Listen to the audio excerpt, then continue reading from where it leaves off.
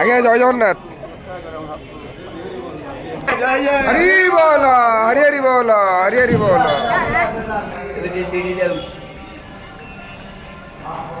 हरि बोल हरि हरि बोल हरि हरि बोल हरे ओम वंदे हम मंगलात्मानं भास्वतं वेद विग्रहं याज्ञवैज्ञान्वने श्रेष्ठं कृष्णं हरिहर प्रभो वेदो शिव शिवो वेदो वेदध्याये सदा शिव तस्मात् नित्य प्रयुक्तेन वेद एव सदा पठेताय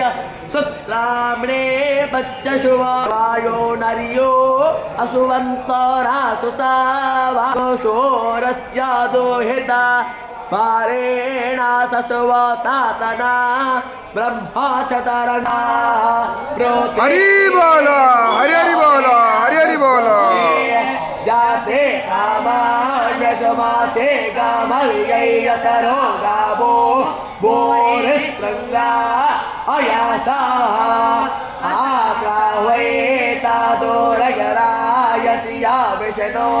परमं पदमवभाये वोरे ब्रह्मावाने वाचतरावाने रायसपोषावाने पयो हासिया तो यतो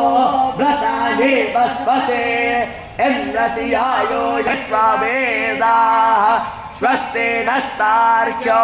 अरिष्टनेमिः स्वस्ति नो बृहा आसेदन्तरिक्षगोषेऽष्टेऽद्यो समवर्तत पदव्यां भूमि दिशस्व तथा लोका अकल्पयन्न हरिः ओम्।